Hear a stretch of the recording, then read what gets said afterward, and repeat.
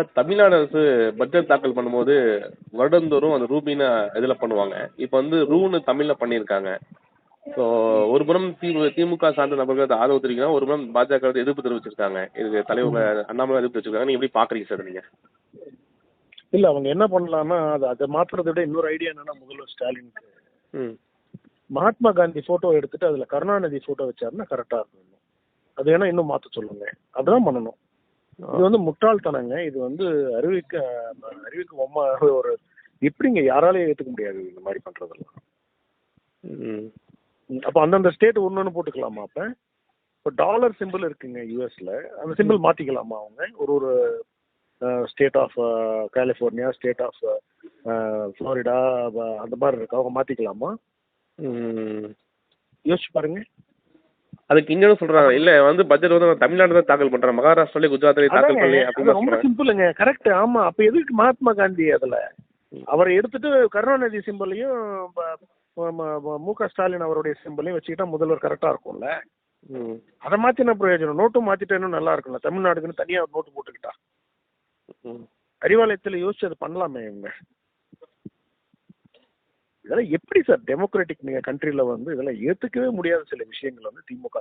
In fact அதை design பண்ணது யாரு? ஒரு தமிழன், ஒரு தமிழ் ஒரு யங்ஸ்டர் வந்து டிசைன் பண்ணி அது இட் இஸ் கால் ஃபார். அது வந்து ஒன்றும் சென்ட்ரல் கவர்மெண்ட் எடுத்த உடனே அவங்க டிசைன் பண்ணல, பப்ளிக்ல இருந்து வந்தது பெஸ்ட் டிசைனை வந்து பிக் பண்ணி அதுக்கு காம்படிஷன் வச்சு அப்படித்தானே பண்ணாங்க அதை.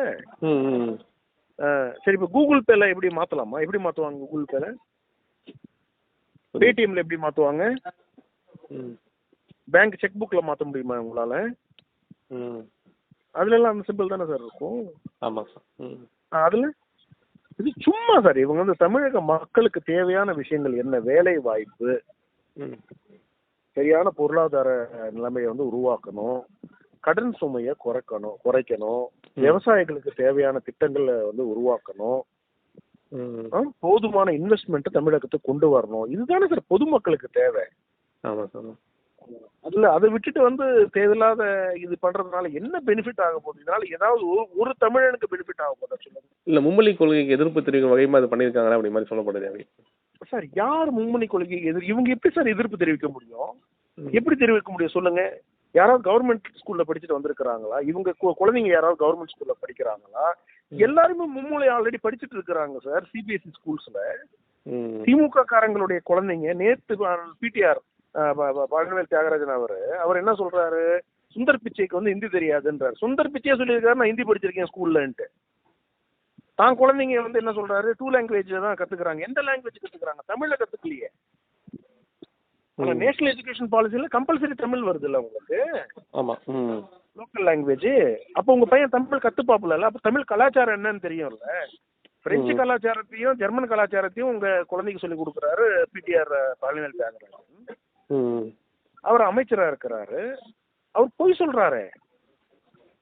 பொய் சொல்றவங்கள எப்படிங்க நீங்க அமைச்சர்களை எடுத்துக்க முடியும்? எனக்கு புரியல. எனக்கு அதுலயே எனக்கு வந்து I have a doubt. So this government is made of jokers. This government is made of jokers. காலையில ஏஞ்சா இவங்களுக்கு வந்து எதையாவது வந்து குழப்பி விட்டு தமிழக மக்களுக்கு இன்னைக்கு இருக்கக்கூடிய மிகப்பெரிய பிரச்சனை லிக்கர் ஸ்கேம்.